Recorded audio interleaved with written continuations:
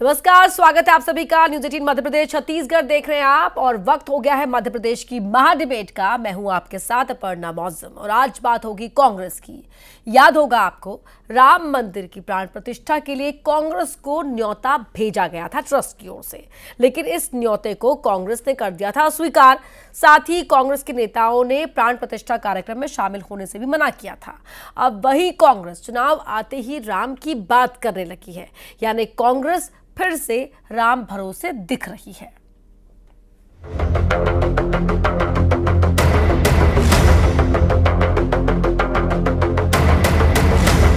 राम यात्रा निकालेगी कांग्रेस पार्टी और मंदिर जाएगी और दर्शन करेगी।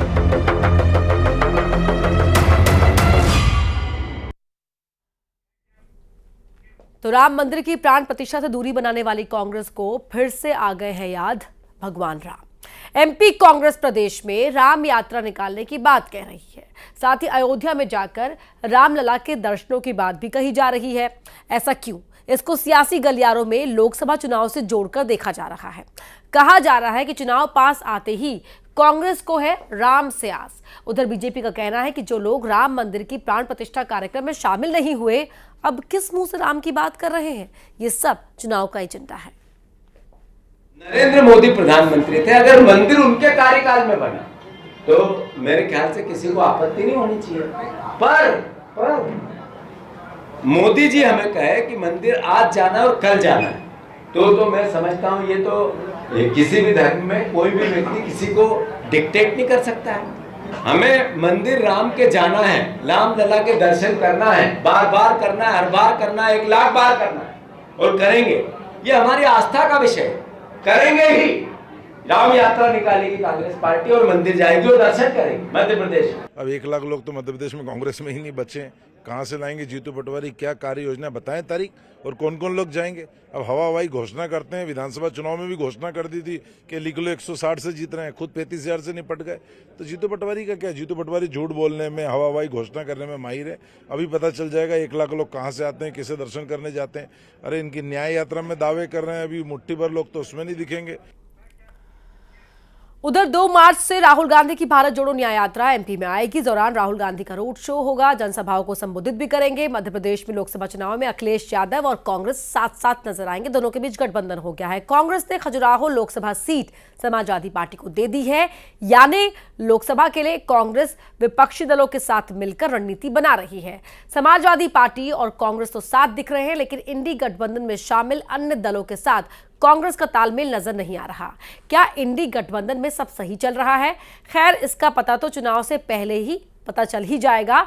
लेकिन आज महाडिबेट किन सवालों के इर्द गिर्द रहेगी, वो सवाल आपको दिखाते हैं इस बड़ी स्क्रीन पर। पहला सवाल है, चुनाव आया तो कांग्रेस को याद आए राम? यह है पहला सवाल। दूसरा सवाल है, क्या आस्था की नीति से बनेगी 24 की रणनीति? क्या आस्था के पथ पर ही अब कांग्रेस के पास आगे चलने का सहारा बचा है? तीसरा सवाल है, राम यात्रा तो बहाना है, क्या निशाना वोट बैंक है? इन्हीं सवालों के इर्द गिर्द रहेगी मध्य प्रदेश की आज महाडिबेट। हमारे साथ खास मेहमान जुड़े हुए हैं और कौन कौन से खास मेहमान हैं उनका परिचय आपसे करवा देते हैं। हमारे साथ जुड़ी हुई हैं बीजेपी की प्रवक्ता हैं नेहा बग्गा, रविंद्र तोमर हैं, कांग्रेस के विधायक रह चुके हैं, और साथ ही वरिष्ठ पत्रकार चैतन्य भट्ट आपको टीवी स्क्रीन पर दिखाई दे रहे होंगे। डॉक्टर मनोज यादव हैं, समाजवादी पार्टी की ओर से आज हमारे साथ इस पैनल में शामिल हो रहे हैं, और साथ ही मेरे साथ स्टूडियो में है राजनीतिक विश्लेषक सौरभ दुबे। आप सभी मेहमानों का बहुत बहुत स्वागत है। और पहला सवाल रविंद्र तोमर जी आपसे मेरा है, प्राण प्रतिष्ठा कार्यक्रम में शामिल होने से कांग्रेस ने इनकार किया, उसके लिए कांग्रेस के नेताओं प्रवक्ताओं के पास अपनी अपनी दलील रही, लेकिन जीतू पटवारी अब ये कह रहे हैं कि हमें कोई नहीं बताएगा कि हम कब जाएंगे कब नहीं जाएंगे। चुनाव से पहले कांग्रेस को कैसे याद आ गए राम? तो जीतू पटवारी जी ने तो पहले ही कहा था कि हम लाखों लोग जाएंगे और हम बार बार जाएंगे। राम तो सबके हैं, राम में कोई बंटवारा नहीं है।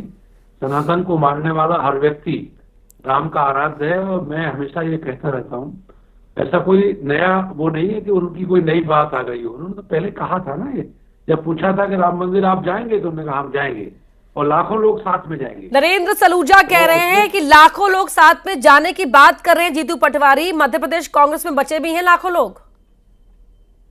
ये तो कहने की बात है, इतनी बड़ी पार्टी, आप क्या बात कर रहे हैं, लाखों लोग बचे नहीं है और इतना इतना कार्यकर्ता हमारा जुड़ा है, मंडल सेक्टर और बूथ पे है, तो ये मतलब ये कांग्रेस का कार्यकर्ता नहीं है।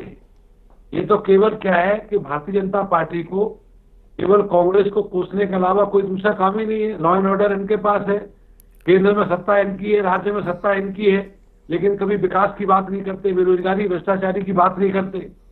केवल कांग्रेस को कोसने के अलावा इनके पास काम क्या बचा है? नेहा बग्गा जी, अगर कांग्रेसी राम राम करने लगेंगे तो ऐतराज क्या है? उन्हें भी थोड़ा याद करने दीजिए भगवान राम को। नहीं, ये बेहद प्रसन्नता का विषय है कि चुनाव से पूर्व ही सही कांग्रेस कम से कम राम का नाम तो लेती है, और प्रभु राम का जो श्रद्धा से नाम ले वो किसी भी वक्त ले, उनके पाप कुछ धुलते होंगे इससे। और इसीलिए हमने देखा कि पिछले लोकसभा चुनाव से पहले राहुल गांधी जी को अपना गोत्र बताना पड़ा था। ये बात अलग है कि जनेऊ कहां पर पहनना था, कोट के ऊपर पहनकर जो अपना दत्तात्रेय गोत्र बता रहे थे। कुछ दिन पहले वो मीट बनाने की क्लासेस ले रहे थे राहुल गांधी से, लालू प्रसाद यादव जी से राहुल गांधी जी। तो कांग्रेस का चाल चरित्र आज का नहीं है, बहुत पुराना है। और AK एंटनी ने तो अपनी रिपोर्ट में कहा था, क्योंकि ये तुष्टीकरण की नीति को अपनाते हैं, सनातनियों को नीचा दिखाते हैं, इसलिए कांग्रेस पार्टी का सफाया पूरे देश भर से हो रहा है। जब प्रभु श्री राम का 500 वर्षों से इंतजार हो रहा था कि वो अपनी जन्मभूमि पर उनका दिव्य भव्य मंदिर बनेगा, तो कांग्रेस पार्टी का अहंकार देखिए कि वो उस आमंत्रण को ठुकरा देती है। क्योंकि कांग्रेस पार्टी का इतिहास क्या रहा? नेहरू जी कहते रहे कि कुंभ में स्नान करना ऑर्थोडॉक्स सोच है।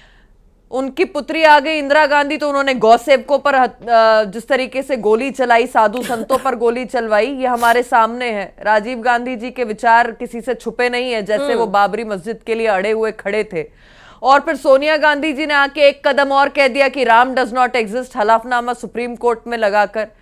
पुत्र राहुल गांधी आए तो कहते हैं मंदिरों में लड़कियों को छेड़ने के लिए जाया जाता है। सलमान खुर्शीद बोको हराम ISIS से तुलना कर देते हैं सनातनियों की, हिंदुओं की। और श्री श्री दिग्विजय सिंह मध्य प्रदेश के जो पूर्व मुख्यमंत्री हैं कांग्रेस पार्टी से, वो कहते हैं हिंदू टेररिज्म, सैफरन टेररिज्म। तो ये एक नहीं, कांग्रेस पार्टी की जो मूल विचारधारा है बार बार आती है। आज ही देखिए कि कांग्रेस पार्टी जहां जहां शासन में होती है वहां पर किस प्रकार से इनके ऊपर मुगल जो पूरी प्रक्रिया है वो उनके दिमागों में राज करती है। जजिया की तरह आज इन्होंने मंदिरों पर 10% टैक्स लगाने का काम किया है। कर्नाटक में स्पेशल बिल लेकर आए हैं, क्योंकि नहीं, पर प्रश्न ये है कि जो मंदिरों पर टैक्स लगा रहे हैं, क्या ये दूसरी जगह लगा सकते हैं? ठीक है। मंदिर का तो आप बहिष्कार करते हैं, राम का आप बहिष्कार करते हैं, राम के अस्तित्व पर प्रश्न उठाते हैं। तो ये जनता समझती है कि राम नाम जपने से अब कुछ नहीं होने वाला। ठीक है, तोमर जी से जवाब लूंगी मैं इसका, लेकिन चैतन्य भट्ट जी, अगर कांग्रेस अब चुनाव से ऐन पहले राम का नाम जप रही है तो देर नहीं कर दी है कि डैमेज कंट्रोल करने की अगर ये कोशिश भी अगर हम देखें इसे, तो देर नहीं कर दी है? देखिए, तलत महमूद का एक बड़ा मशहूर गाना है, सब कुछ लुटा के होश में आए तो क्या किया। कांग्रेस ने इतनी बड़ी गलती की थी, भगवान रामलला की जो प्राण प्रतिष्ठा का जो न्योता था उसको अस्वीकार करके उन्होंने अपने आप को पूरी तरह से हिंदू विरोधी साबित कर दिया। और उसको भारतीय जनता पार्टी ने जिस तरह पूरे देश में ये बात फैला दी कि ये राम के विरोधी हैं। अब आप राम का नाम लोगे तो वो चीज जो है, जो पहले अगर आप चले जाते, उसमें कोई दिक्कत तो थी नहीं जाने में। वहां पे अगर रामलला के प्राण प्रतिष्ठा हो रही थी, कोई वो तो ट्रस्ट कर रहा था, ठीक है, उसमें भारतीय जनता पार्टी स्टे ले रही है, लेकिन आफ्टर ऑल उसका जो कार्य था वो तो ट्रस्ट कर रही थी। तो अगर किसी को निमंत्रण मिला था, देखिए प्रादेशिक नेतृत्व जरूर चाहता था कि हम रामलला के दर्शन करने जाएं। और जीतू पटवारी ने पहले भी कहा था कि हम रामलला के दर्शन करने जाएंगे, हमारे साथ हजारों लोग जाएंगे। लेकिन जब चूंकि केंद्रीय नेतृत्व ने उसमें इनकार कर दिया था, तो फिर प्रादेशिक नेतृत्व की बात का कोई महत्व रह नहीं जाता। ये बात सही है कि अब चुनाव आ रहा है, लोकसभा चुनाव है, जो मुद्दे कांग्रेस उठाती है वो सारे मुद्दे जो हैं वो राम मंदिर के सामने गौण हो चुके हैं, चाहे वो महंगाई का मुद्दा हो, चाहे बेरोजगारी का मुद्दा हो।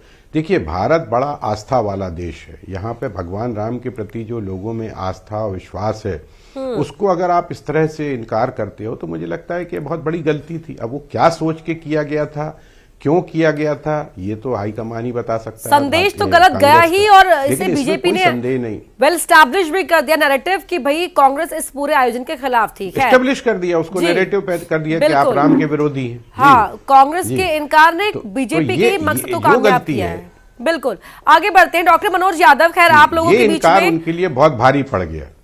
बिल्कुल, doctor Manoj Yadav, India alliance में कौन बचेगा, कौन रहेगा, कौन नहीं रहेगा, तमाम सवालों के बीच अच्छी बात तो ये रही आपके गठबंधन के लिए कि आपके बीच में और कांग्रेस के बीच में समझौता हो गया, खजुराहो सीट मिल गई मध्य प्रदेश के अंदर। वहीं प्रदेश बीजेपी अध्यक्ष विनय शर्मा बोल रहे हैं कि नया रिकॉर्ड बनाएंगे। कांग्रेस को तो राम से आस है, आपकी आस किससे है?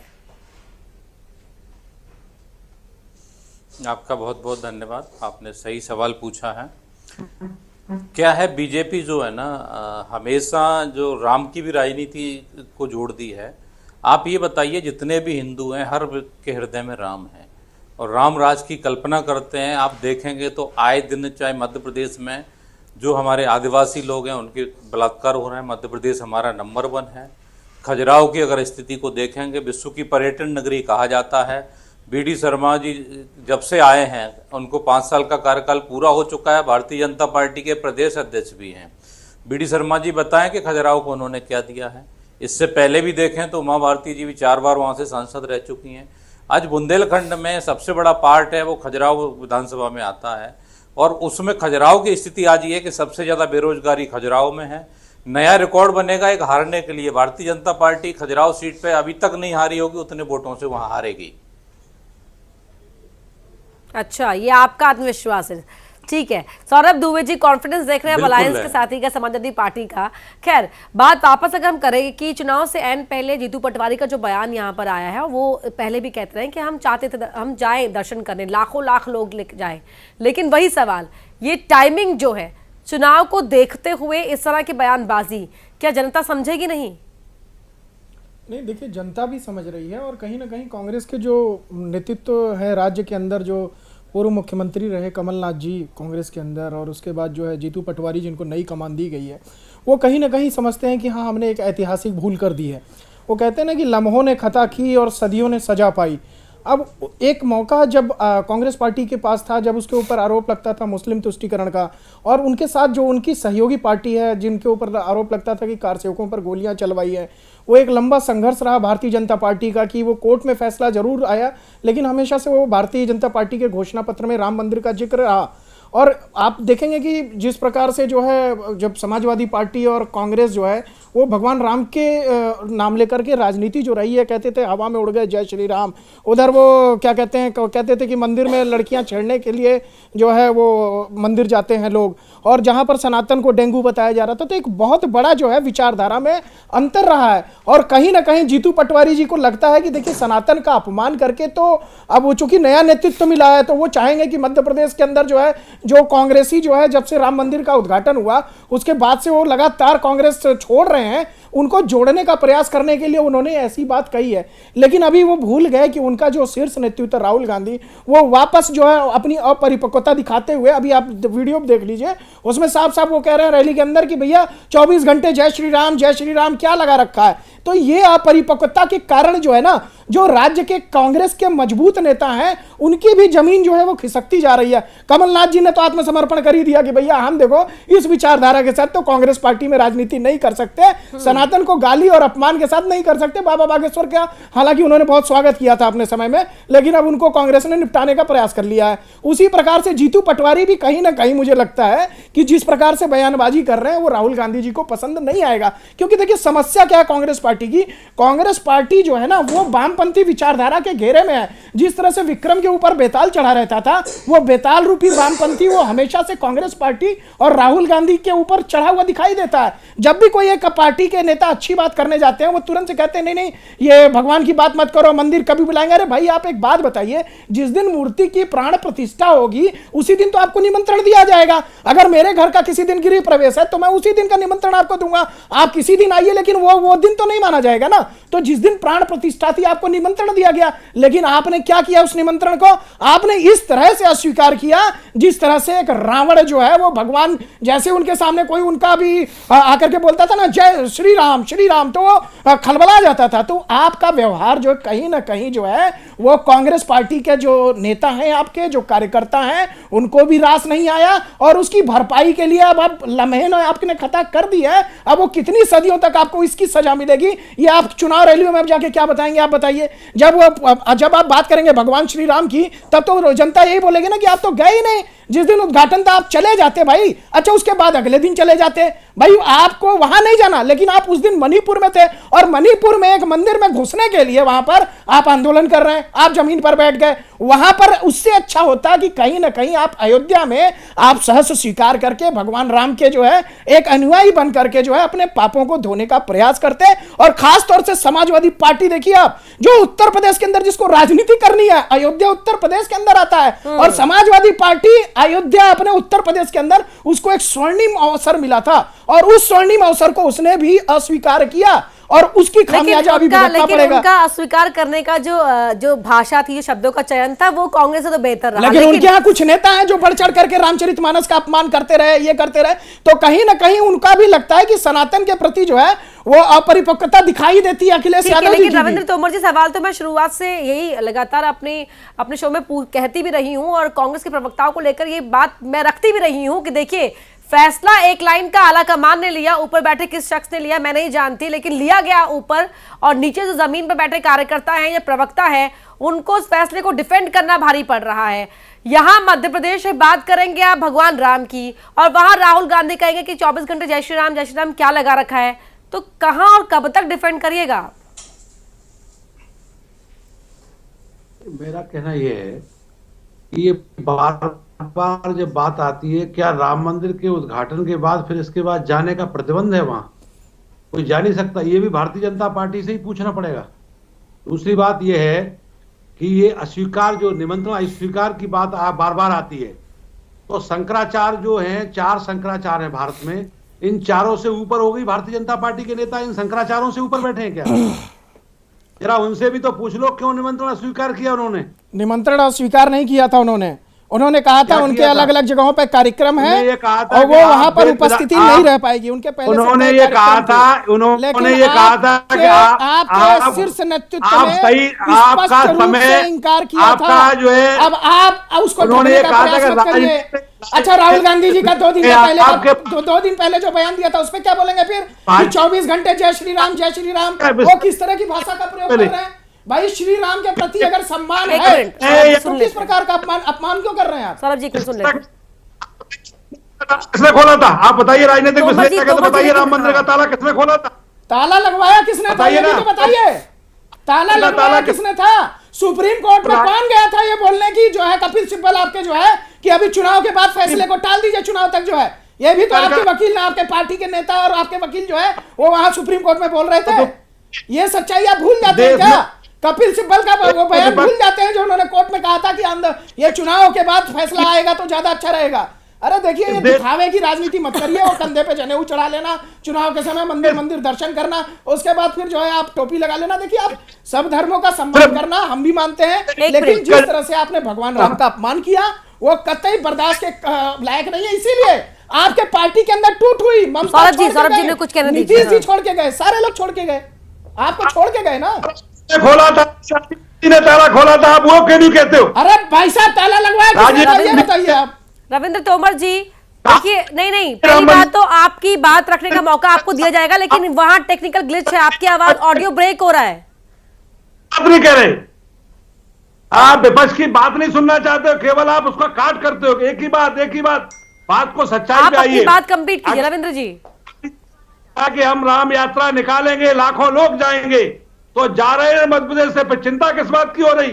क्या राम आप केवल भारतीय जनता पार्टी के? ये तो आपने साबित किया, आपने निमंत्रण स्वीकार करके साबित किया। अच्छा, कब से जाएंगे? क्या प्लान है एमपी कांग्रेस का? और आप कोई भूल नहीं की, भूल आप कर रहे हो कि आप लोकतंत्र में विपक्ष को खत्म करना चाहते हो, ये बड़ी भूल कर रहे हो आप यदि राजनीतिक विश्लेषक हो तो निश्चित रूप से आपको ये चिंता नहीं है कि लोकतंत्र बचे। आप मैं लोकतंत्र को खत्म लोकतंत्र करना की चाहते बात भी कर रहा हूं। मैं अच्छा भगवान ठीक है, राम- रविंद्र तोमर जी ये बता बात- दीजिए हैं। आप कि कुछ भी बोलते हो। लाखों लोग जाएंगे तो जाएंगे कब, क्या प्लान है, क्या रणनीति बनाई जा रही है इसको लेकर? रणनीति ये है, मैंने कई बार कहा है कि जब 4 शंकराचार्यों ने वहां जाने से इनकार किया, उसकी बात कभी नहीं होती। कांग्रेस ने ये क्या राजनीतिक स्टैंड नहीं है कि कांग्रेस ने ये कर दिया, अस्वीकार कर दिया? किसने अस्वीकार कर दिया? कोई कांग्रेसी बोला है क्या इस बारे में? किसी ने आंदोलन किया, किसी ने धरना दिया है क्या? राम तो सबके हैं। और मैंने तो कहा, डिबेट में बैठ करके कहा कि जब कोई प्राण प्रतिष्ठा होती है या धर्म का काम होता है तो वेद और शास्त्रों में यह है कि उनके परिवार के सदस्यों को बुलाया जाता है। राम के परिवार के सदस्यों को किसी को बुलाया गया देखिए, क्या? आप राम भक्त हैं, मैं मानता हूं, मैं आपका सम्मान करता हूं विधायक जी। मैं आपको कहता हूं कि आप राम भक्त हैं, लेकिन आपका जो शीर्ष नेतृत्व है वो तो अस्वीकार करते हैं ना, वो निमंत्रण को अस्वीकार करते हैं, वो नहीं मानते। मैं तो ये भी मानता हूं, पूर्व आपके जो है कमलनाथ जी जो है पूर्व मुख्यमंत्री, वो भी सनातन का सम्मान करते थे। लेकिन आप लोगों की क्या पार्टी में सुनी जाती है?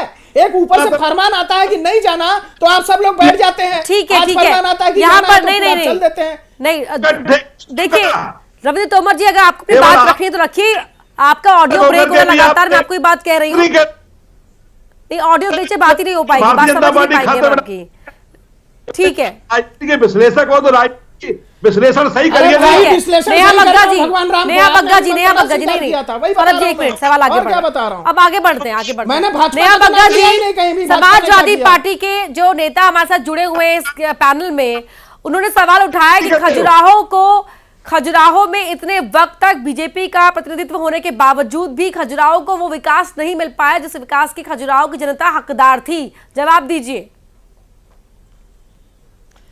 देखिए, आज खजुराहो को चाहे इंटरनेशनल एयरपोर्ट की सौगात हो या इंफ्रास्ट्रक्चर की हो या नल के माध्यम से जल हो या आयुष्मान भारत योजना हो, सभी का लाभ वहां की जनता को मिल रहा है। और मुझे लगता है कि समाजवादी पार्टी, जिसका 2% का भी वोट नहीं है खजुराहो में, वो बैठ के अगर भारतीय जनता पार्टी की विश्लेषण करेगी तो ये जनता का अपमान होगा, क्योंकि जनता लगातार भारतीय जनता पार्टी के विकास के कार्यों को, संगठन के विचार को आशीर्वाद देकर हमेशा जिताकर भेज रही है। नंबर दूसरी बात कि जब जब समाजवादी पार्टी और कांग्रेस एकत्रित हुए हैं, तो पिछली बार हमने यूपी में देखा था कि साइकिल पंचर हो गई थी, और अब तो कांग्रेस ने जो बीड़ा लिया है, समाजवादी पार्टी समाप्त पार्टी होने जा रही है और कांग्रेस को भी अपने साथ लेकर चलने वाली है। तो हम जानते हैं कि दोनों का भविष्य क्या है।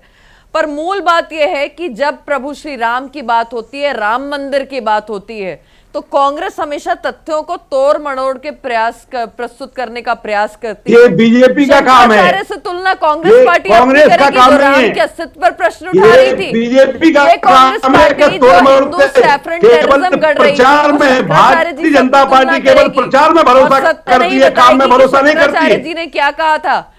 कांग्रेस तो केवल कहती थी कि मंदिर वहीं बनाएंगे, भाजपा का तारीख काम नहीं है बताएंगे। केवल अब प्रचार करना, भव्य काम दिव्य कम मंदिर करो, जनता के प्रचार ज्यादा सामने आ करो। गया है। तारीख करोड़ों भी बताई थी, अरबों तारीख खरबों बताने के रुपया बाद जो है आमंत्रण प्रचार में भी दिया। बर्बाद किया जा रहा है उसके जनता के बावजूद पसीने कांग्रेस निकाल जी, ने अपना आपको इससे अपनी पीछे बारी पर धकेला, बोलिएगा। क्योंकि प्रभु श्री राम से अपने आप को ऊपर मानते हैं। ये तो भाजपा आज मानती है। कांग्रेस पार्टी बताए कि वो लाखों कौन से कार्यकर्ता हैं, क्योंकि उत्तर प्रदेश से राहुल गांधी की यात्रा निकली है। जब स्वयं राहुल गांधी उत्तर प्रदेश में होके प्रभु श्री राम लल्ला के दर्शन करने नहीं गए, तो कांग्रेस पार्टी का ये केवल चुनावी स्टंट जो है वो यहां पर नहीं चलने वाला, क्योंकि जनता जानती है कि तुष्टीकरण की नीति, पिछले चुनाव में हमने देखा था कि 90% मुसलमानों ने वोट नहीं दिया तो कांग्रेस हार जाएगी, और तमाम सारे ओकेजन्स पे कांग्रेस ने इस नीति को अपनाने का काम किया है। आज रविंद्र तोमर जी की भी मुसीबत मैं समझ सकती हूं, क्योंकि जिन कमलनाथ को हनुमान भक्त बताया जाता था, जिन हनुमान जी राम जी के सबसे बड़े भक्त थे, उन कमलनाथ को दरकिनार कर दिया। जो प्रमोद कृष्णन थकते नहीं थे प्रियंका गांधी की तारीफ करते करते, वो क्योंकि रामलला के दर्शन करने चले गए तो उन्हें पार्टी से बाहर का रास्ता निकाल दिया। तो यह है कांग्रेस का असली चरित्र कि एक और प्रभु रामलला का अपमान करते हैं, उनके अस्तित्व पर प्रश्न उठाते हैं, और दूसरी ओर डॉक्टर यादव कुछ कहना चाह रहे हैं इस पर? वहां पर मनोज जी जजिया कुछ की कहना तरह चाह रहे हैं। जी, टैक्स मनोज जी। लगाने का काम करते हैं। जी मनोज जी बोलिए।